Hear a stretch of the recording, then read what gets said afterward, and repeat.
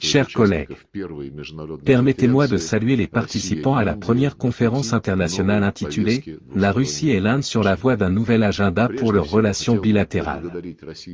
Avant tout, je tiens à remercier le Conseil russe pour les affaires internationales ainsi que l'ambassade de l'Inde en Russie pour l'organisation conjointe de ce nouveau forum. Nous sommes heureux d'accueillir à Moscou nos amis indiens, représentants des milieux académiques et économiques. Je sais que parmi vous se trouvent également des diplomates, y compris de haut rang. Conformément à la doctrine de politique étrangère de la Fédération de Russie, le renforcement du partenariat stratégique particulièrement privilégié avec l'Inde fait partie des priorités de notre ligne diplomatique. Cette tâche bénéficie d'une attention toute particulière.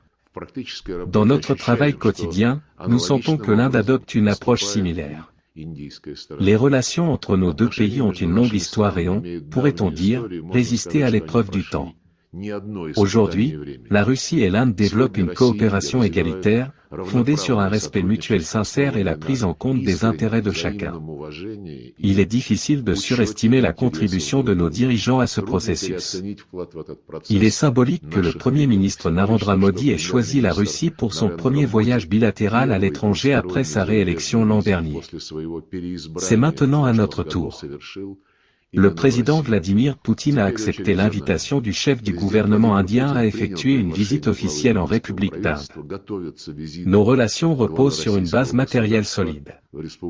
La coopération commerciale et économique se développe progressivement. Nous surmontons avec succès les tentatives de certains mal intentionnés de perturber cette dynamique. En 2024, les échanges commerciaux bilatéraux ont dépassé les 60 milliards de dollars, un record dans l'histoire récente de nos relations, mais ce n'est bien sûr pas une limite.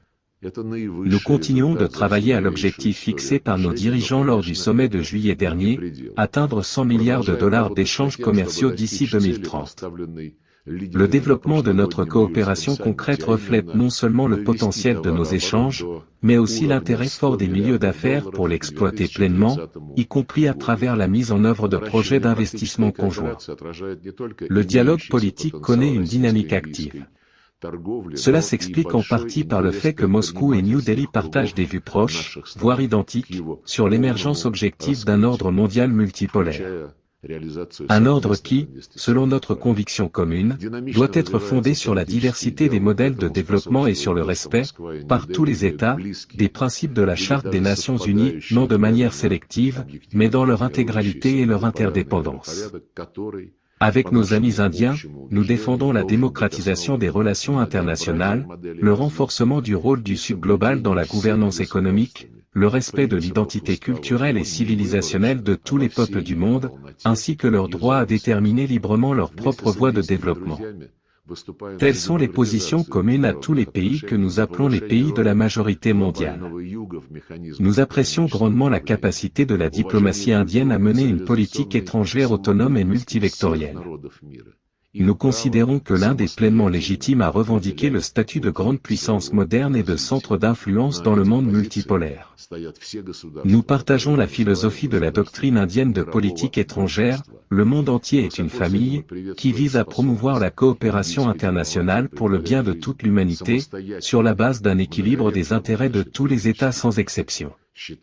Nous attachons beaucoup d'importance à notre coopération dans les enceintes multilatérales comme l'ONU, le G20, les BRICS, l'Organisation de coopération de Shanghai, et d'autres plateformes. Nous sommes reconnaissants à New Delhi pour sa contribution constructive au succès du sommet historique des BRICS qui s'est tenu à Kazan en octobre 2024 sous présidence russe. Nous souhaitons également exprimer notre reconnaissance au gouvernement indien et personnellement au Premier ministre Modi pour la position équilibrée qu'ils maintiennent de manière constante sur le conflit ukrainien. L'Inde défend une résolution du conflit par le dialogue et l'élimination de ses causes profondes. Nous partageons pleinement cette approche et, depuis le début du conflit, la Russie a toujours affirmé sa disponibilité à des négociations visant à mettre fin aux hostilités et à établir une paix durable, encore une fois, en s'attaquant à ses causes initiales. À nos amis indiens, je rappelle que ces causes résident avant tout dans les tentatives de l'Occident d'intégrer l'Ukraine dans l'OTAN et dans les menaces créées pour la sécurité de la Russie par l'élargissement de l'Alliance vers l'Est. S'y ajoute la politique délibérée et systématique du régime néo-nazi de Kiev, installé après le coup d'État anticonstitutionnel de février 2014, qui a légiféré et mis en œuvre une répression totale contre la langue russe, la culture, les médias, l'Église orthodoxe canonique, en violation flagrante de l'article 1er de la Charte de l'ONU et de nombreuses conventions internationales. L'élimination de ces causes profondes constituerait, selon nous, le socle le plus solide pour une paix durable et un règlement politique de la crise sécuritaire dans la partie européenne de l'Eurasie. En conclusion, je souhaite souligner le rôle important que les communautés d'experts et de politologues en Russie et en Inde, ce que l'on appelle la diplomatie de second niveau, sont appelés à jouer, à la fois pour analyser les processus internationaux et pour maintenir une dynamique positive dans les relations bilatérales. Le monde traverse aujourd'hui une période difficile, marquée par de nombreuses incertitudes, et dans ce contexte, une analyse honnête, libre et complète des tendances du développement mondial revêt une importance particulière. Cette analyse doit déboucher sur des recommandations pratiques pour les décideurs de nos pays. Je suis convaincu que cette tâche est non seulement à votre portée, mais qu'elle suscite également, comme on dit en Russie, un véritable enthousiasme. Je vous souhaite des discussions fructueuses et tout le meilleur. Ce que vous venez d'entendre, ce n'est pas seulement un discours diplomatique. C'est un signal fort envoyé au monde entier. Lavrov ne parle pas simplement au nom de la Russie, il parle aussi pour un nombre croissant de nations qui refusent désormais l'unipolarité imposée par l'Occident depuis la fin de la guerre froide. Ce partenariat avec l'Inde, qualifié de « particulièrement privilégié », est un tournant stratégique. Pourquoi?